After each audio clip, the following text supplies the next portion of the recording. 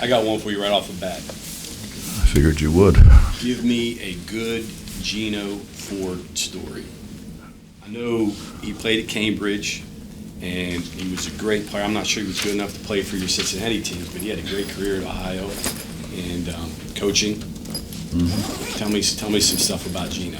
I grew up with his dad.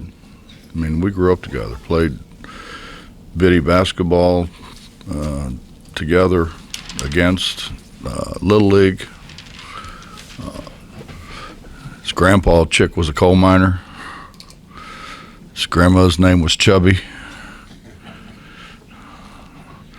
They moved to Cambridge when Gene got the Big Gene got the Cambridge job. Yeah. Hell of a shooter. He's a better player than he was a shooter. Yeah. Good player. They had who was the other guy from Columbus, the big kid? He was really good. He played in the league for a long time. They had a really good team. We played them in midnight, the midnight game. Everyone, yeah. ESPN did the midnight games. Yeah. What else you want to know? I was going to say, his stats were pretty good at Ohio U. I think a little better than yours. He was a good player. Yeah. I hardly got in at Ohio U. He didn't play with Bacon, Maurice, and Tony. And really, Bosco shot it every time. Yeah, we know. You know. Somebody mentioned that the other day to me. I don't know who it was. You're a little concerned. You're giving them, what, four days off after Stony Brook and then getting ready for league play. You're a little concerned about conditioning when they come back? Mm-mm. No? No, we fortunately have guys that like to play, and I think they'll run, they'll condition themselves. So no lectures about don't eat too much, that kind of thing. We're going to meet Mr. Treadmill on. Okay. Mm-mm. No concerns. Would you rather have one more game before going to Big 12 play coming out of this? Get your legs back, kids back. I don't know. I don't think they're going to be in the gym, so I don't think it's that big a deal with this group. Some groups it is, but I don't think with this group. I mean, we got guys that get the shakes if they don't get in the gym enough.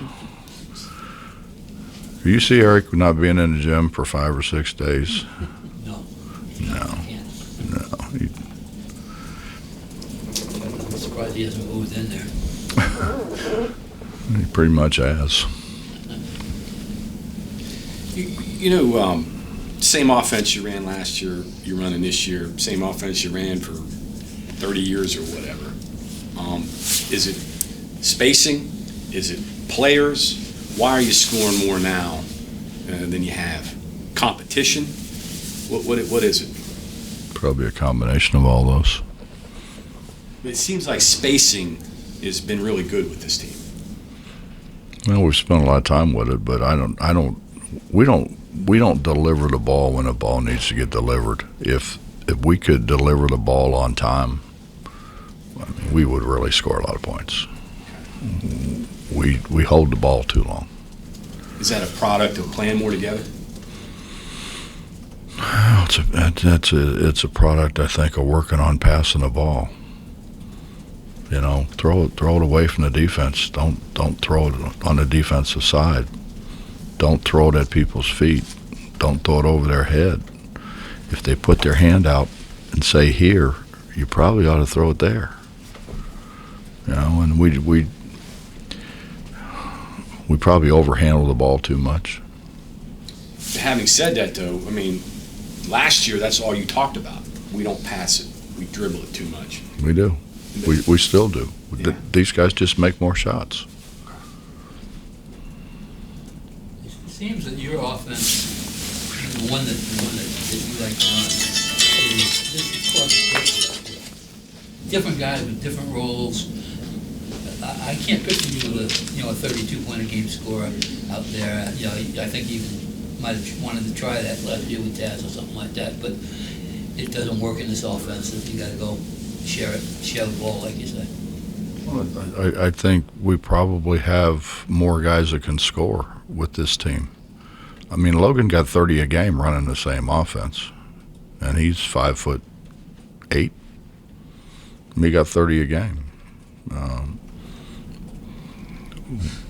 Multiple guys got in the 20s, 20, 25, 26, down to 20. I mean, there were times I had 2 or 3 guys scoring 20 a game. It's an equal opportunity offense. I think that's what they like about it. It's not geared to throw the ball to the same guy all the time or have the same guy take the shot all the time. So you're going to have more people involved. And it depends on, how good guys are. If the guys are, they're good players, but they're not real good players, then you're going to have a lot of equality probably. Look at Jimmy. Jimmy didn't score in junior college, and now all of a sudden Jimmy's going to end up being a double-figure scorer,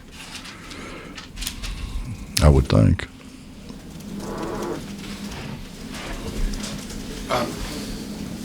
Paperwork stuff here. Has the appeal been filed? Did you guys file that for Jose? I'm out of it, man. You're out of it. Okay. Yeah. That, I've passed the baton. okay. Were you surprised that it got denied the first time? Mm-hmm. Yeah. I think everybody was. But that was passed along. Shane, Steve had a lot to do with that. Compliance had a lot to do with that.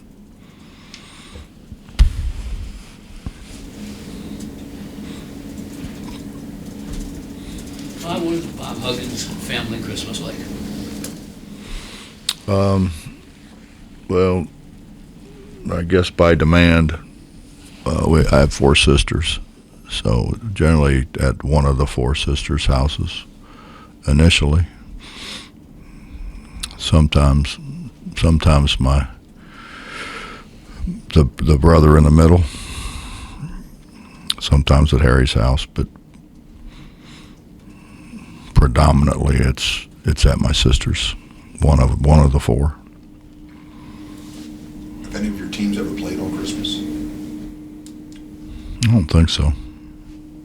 I think we played Christmas Eve, maybe. It says you. Listen, if we got on Homer Simpson, we played at Cincinnati. We played at midnight. We played on Christmas, I'm sure. Now, How have you gotten the desired aggressive offensive traits out of Keytrade after 2 seasons? Kind of push him a little bit. Well, we need him. He and I have had several conversations about we need him to one, run the show, but more importantly, to be able to score it as well. Now he was a pretty big scorer in junior college. Now they played different. They played up and down a lot faster than what anybody at this level plays. But he's worked at it too. He's put time in. He's shooting the ball way better than what he shot the ball before. He's a willing driver now, too. Well, we want him to be. The more pressure you can put on the rim, probably the more times you get to the free throw line.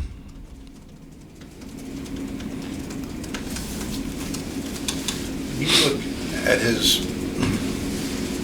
assist numbers from this year to last year, is it a matter of just more guys making shots when he's throwing the ball, or is he running a better offense, so to speak? The assist numbers can be funny sometimes, I guess. He had the ball a year ago and had 2 guys who could probably make shots as well as virtually anybody we had here, maybe minus Deshaun. I mean, Taz and Sean's problem wasn't making shots. They could make shots. The problem was so could their man. Taz and Sean, I think they were also your leading assist guys though last year. I don't know how that would work, but Well, I don't know how.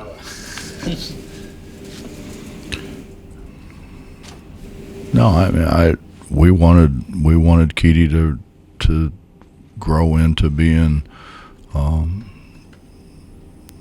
point guard. I mean, but we did the same thing with JC. We did the same thing with Deuce. I mean, they were probably more. JC wasn't probably, but Deuce was. I mean, he was more a scoring point guard. JC kind of grew into that.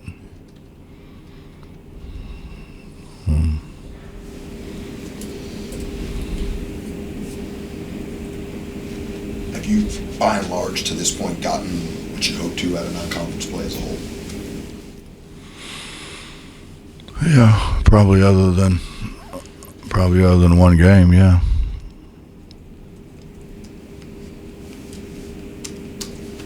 How's Emmett doing? Getting better. I think what they ultimately decided the problem was a deep bone bruise, and it's getting better. I mean, he's feeling a lot better. I think the goal is for him to start practicing as soon as we get back to practice and get ready for K-State. When something that happens in a game, it looked weird, right? Because he gets checked out and all that. I think he played the rest of the game when he came back in too, which is kind of remarkable when you think about it. But you have so many things going on. You have real time monitor a player and a knee and ankle, whatever that could be hurting him. By the way, Coach, I've always had guys who played through a lot of things, be it sprained ankles, stubbed toes, tweaked knee, or whatever it is. Fingers. They've always wanted to play through it. And then when practice comes the next day, they're not real sure about all that, but they shouldn't be. I mean, they should be in rehab. That's the beauty of having this building, is that we have rehab here. It's not like being in the Coliseum where all we had was a tub. This is as good as any NBA team has. So I think probably they're a lot more willing, and I think they believe a lot more in the treatment, which I think means a lot as well. Bob, in your playing day, did you ever lift weights, and when did you become an advocate of that? Yeah, I lifted.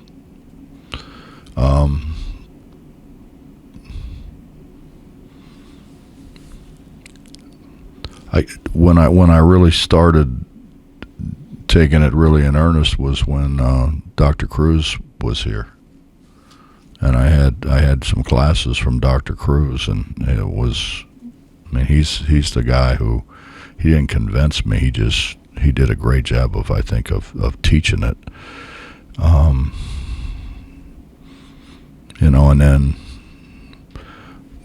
then nobody lifted much when Jody was here.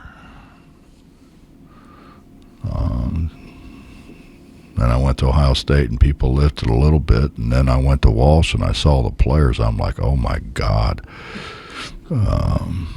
So we lifted a lot, and lifted a lot at Akron.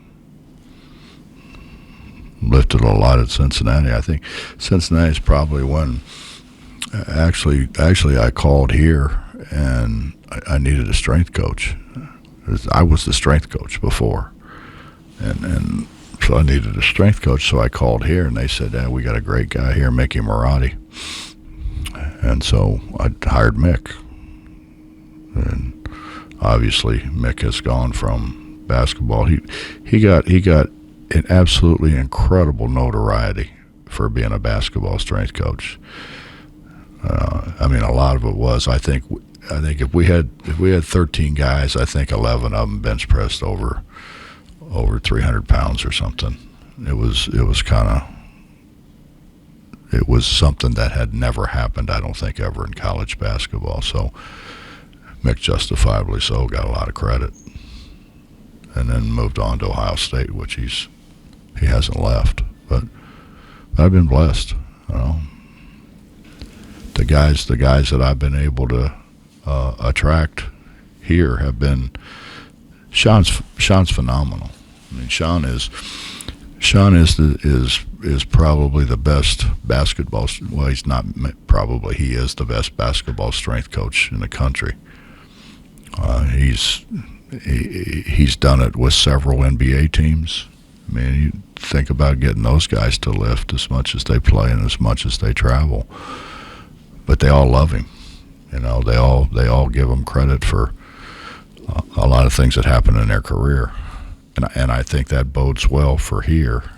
You know, in that our guys know that he's dealt with pros. So, and then I think it helps that. And when I told him when I hired him, I mean, you tell us what you need, we'll get it.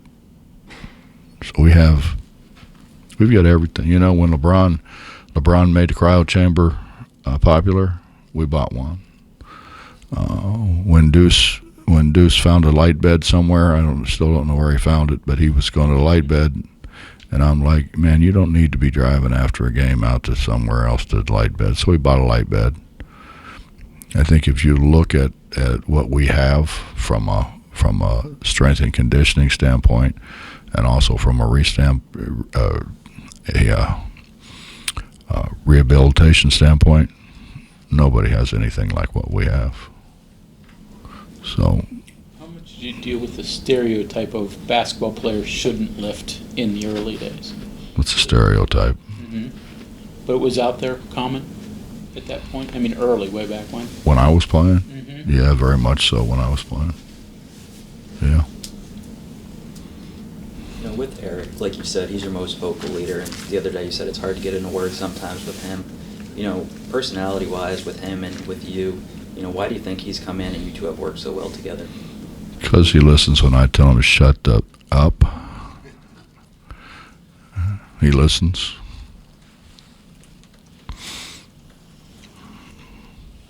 I mean, he's. When I think it's getting to the point where enough's enough, I just tell him shut up, and he shuts up.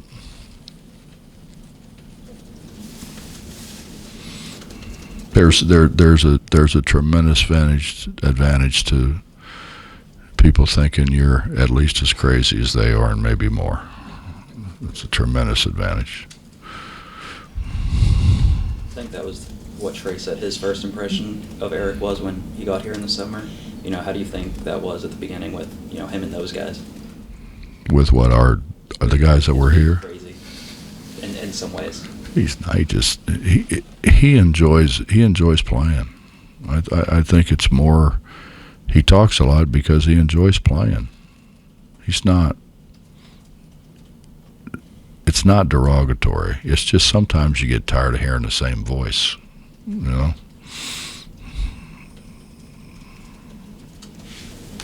What are you guys doing for Christmas? You staying here? Or you going? What am I doing? Yeah. I got to go to my sister's, man. Good cook. Oh yeah. There's 4 of them. I mean, you get a pretty good variety. Yeah, I mean, we went to my mom and dad's before my mom passed away, and then, you know, my dad sure as hell wasn't going to cook, so he went to the girl's house too. So the thing became they alternate, and everybody goes there every once in a while. Go to Harry's, but primarily that's what happens. You guys don't host? Probably have the biggest house, I would guess, right?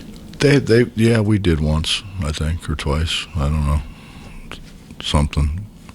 But it's all around a game. You know, it's not to drive down here, you know, in the morning and drive back at night that's a good drive. So we have hosted it, I guess, but it's been around basketball. If I go back to Emmett for a second, you said maybe fun is the right word. Informative to play without him a little bit. It's the guy who's getting the most minutes. You talked about probably hurts a little bit on defense, but he still won. You recover a little bit. Now you can do it again. And you might not happen for times for different reasons, for foul troubles or matchups. And the guys have no choice but to soak up minutes or make it work without him. Well, I mean, I think it's Kobe and Seth are two guys that have put time in here, you know, and have worked hard at it. So I think we needed to give them more minutes. This just gave us more minutes to give, that's all. What'd you see without him that you liked or didn't like? Without Emmett? Yeah, Emmett. Practice and games. Maybe improvements from the first time. He's I think, without question, the most versatile guy we have on our team. You know, in that, you know, when he wasn't a very good shooter before, but he did a lot of things. He'll rebound it at both ends. He can defend a big or a small. And now that he's become a very good three-point shooter. Before he scored it, you know, inside the circle. Now he can score it inside or out of the circle. He's our most versatile guy. And he's also got more experience than anybody else. He's our most experienced guy.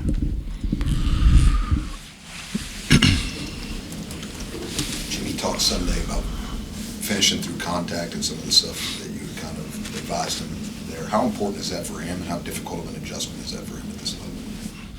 I don't think it's much of an adjustment for him. I mean,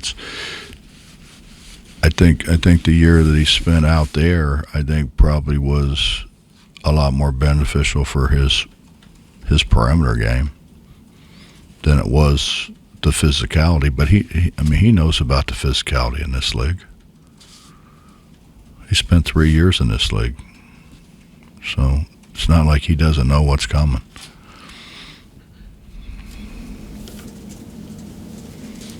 Back to the strength thing. Strongest player you've had, pound for pound? I think it's just big guys, but is the strongest guy you've had? Oh, wow. Strongest guy was, I don't know. They had Curtis Bostic, Eric Hicks, Danny Fortson, D'Antonio Wingfield. Take your pick. Curtis was state champion kickboxer, state of Illinois. Or Colonel, he was he was in Boston, I think, suburban Boston, but he was state champion kickboxer there. Lavertus Robinson was a state champion kickboxer in Illinois. No. Who's the strongest you played with? Who's it? The strongest? Yeah, Bake was skinny. Mo, Who's our strongest here? Yeah. I don't know. Sean would be better. Sean could answer that better than I can, but I would assume Jimmy. What about in your playing days? Out of the equation. Probably Mo. Probably Maurice.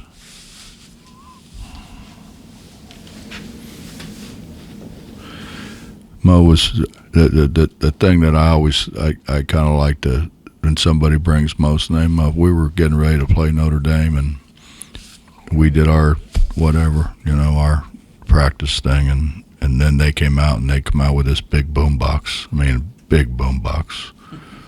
And playing all this music, and they're just kind of laughing and having a big time. And Mo and I were coming out of the tunnel. We just went in and showered stuff after practice. And Digger said to, I guess he was talking to us. We were the only two there. He said, "We're going to whip your ass tomorrow, boys." So with 3 or 4 minutes to go, we're up 20-some, and somebody's shooting a free throw. I don't remember who. And Mo walked over there, and I'm like, so I walked over because one, I wanted to hear what Mo said, but acting like I was being, peacemaker. So Mo looked over at Digger and said, "Hey, Digger." Digger didn't pay attention. He said, "Hey, Digger, I'm talking to you." He turned around and looked at him. Mo said, "We beat your ass today, didn't we, boy?" I'll never forget that.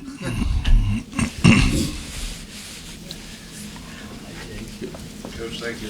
Yes, sir.